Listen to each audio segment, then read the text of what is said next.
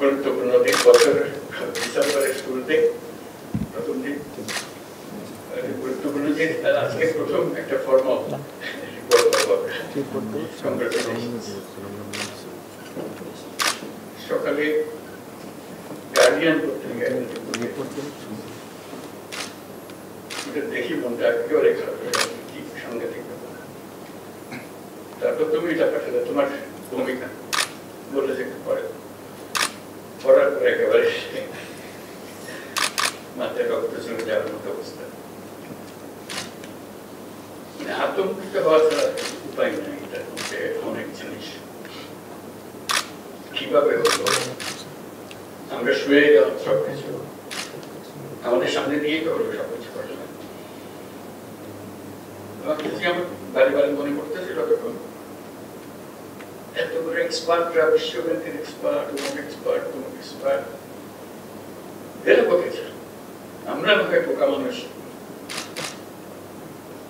কাপড় মুখ খুলে বলতে কথা বলতে পারে, ওরা গেছিল কিছুক্ষণ পর দেখলাম তুমি সে কথাটা বলেছো, ওরা কোথায় ছিল। ভয়ঙ্কর একটা জিনিস জাতির সামনে দিয়ে এত বছর ধরে হয়ে গেল, আমরা কিছুই করতে পারলাম না। আজকে ছাত্র জনতা দলকে বিদায় করার পরে আমরা মুখ খুলছি, চোখ খুলছি, মুখ খুলছি না, চোখ খুলছি, চোখ খুলতে পারি ওদের কি হয়েছিল। এটার একটা কাপড়া তো দিতে হবে, এটা প্রতিকারটা আমাদের দিতে হবে।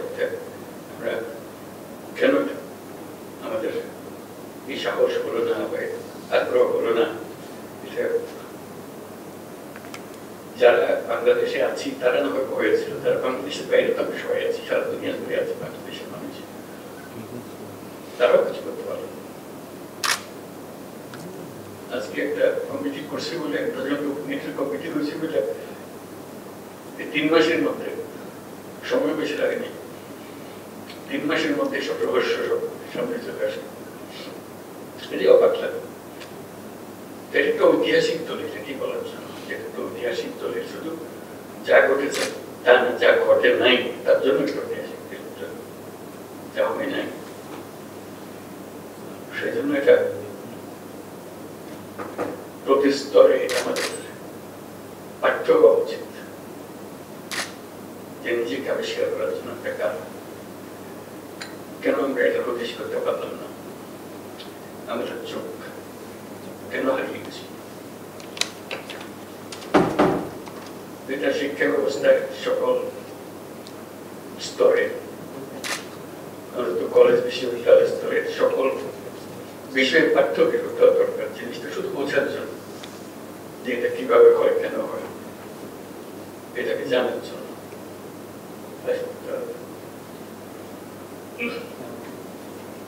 আজকে শুধু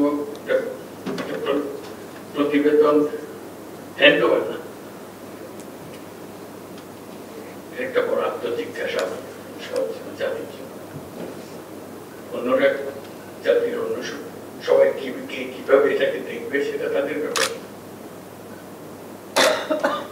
কিন্তু যেটা হয়েছে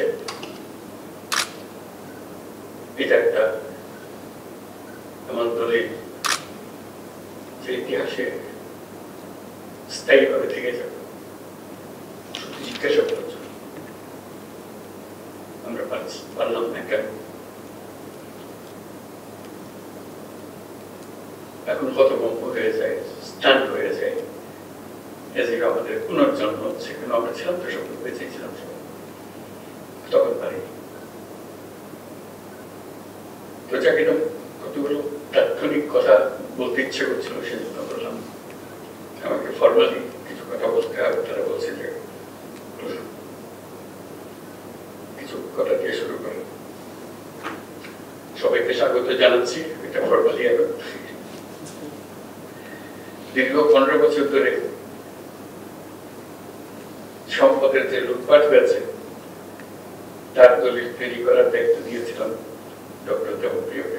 ঘটনাচক্রে কোনো প্রস্তুতি ছিল না, শিবাস্ত এসডিজির কি উপলক্ষে কথা প্রসঙ্গে বললাম যেগুলোর হিসাব খেয়ে রাখবে, বলছে একটা কমিটি করে তুমি করো। ওই কথাতে এরকম ভাবে করলো, ও ঠিক আছে, এই ঠিক আছে থেকে এটা সূত্রপাত করলো, তারপরে ফর্মালি অগ্রসর হওয়া যাবে। এটা যেরকম ভারতের মধ্যে হাত দেবে, এটা তখন জানি অনেক অনুভব করছে, কিন্তু এটা যে এত বিস্ফোরক বুঝি নাই। তাকে প্রদান করে একটা শ্বেতপত্র প্রণয়ন কমিটি করা হল। অন্তর্বর্তী সরকার গঠনের প্রায় সঙ্গে সঙ্গে এটা 23 মাসে করেছে, যে মাসে অগস্ট মাসে করেছে, যে মাসে আমরা শপথ গ্রহণ করলাম। দ্রুততার সঙ্গে দলটা তৈরি করার উপর জোর দিলাম।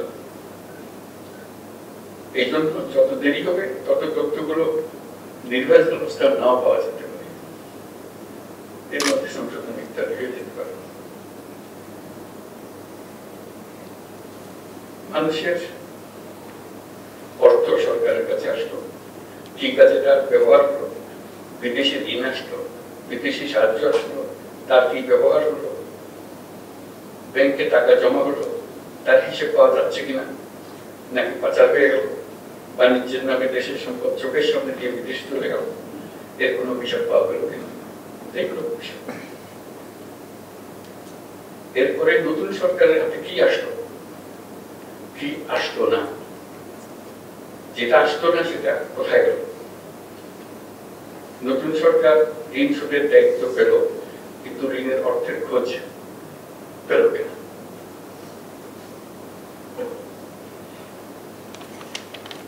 ডক্টর দেবপ্রিয়ার ধৈর্যের প্রশংসা করছে,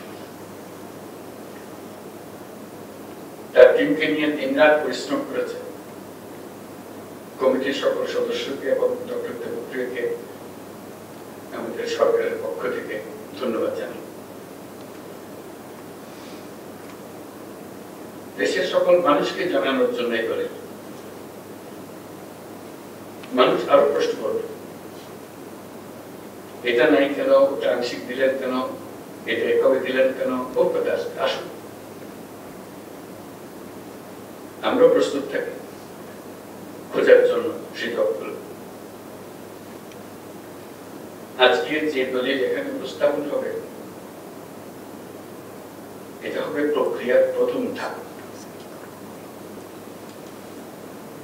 আশা করি দেবপ্রিয় এবং তার টিম তৈরি থাকবে মানুষের প্রশ্নের জবাবের জন্য, এই প্রতিবেদনটি আরো সম্পূর্ণতার দিকে নিয়ে যাওয়ার জন্য। এটা ঐতিহাসিক দলিল, জুলাই অভ্যুত্থানের অর্থনৈতিক ব্যাখ্যা এর মধ্যে পাওয়া যাবে।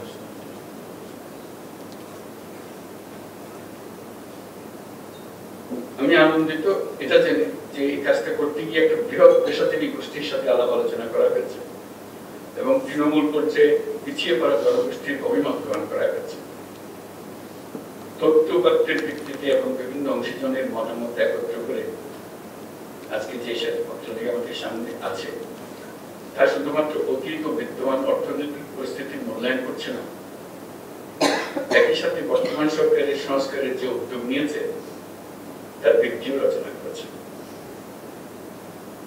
শ্বেতপত্রে প্রস্তাবিত যে সংস্কার ও নীতি পদক্ষেপের কথা বলা হয়েছে, অন্তর্বর্তীকালীন সরকার তা গুরুত্বের সাথে বিবেচনা করবে এবং দ্রুত যথাযথ পদক্ষেপ নেবে।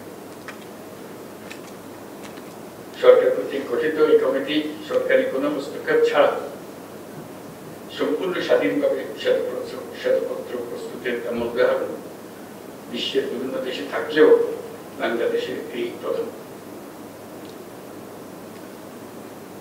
ছাত্র জনতার অভ্যুত্থানের ফসল হিসেবে একটি বৈষম্যহীন অর্থনীতি ও সমাজ প্রতিষ্ঠার এই দলিলকে আমরা কাজে লাগাতে পারবো বলে আশা করি।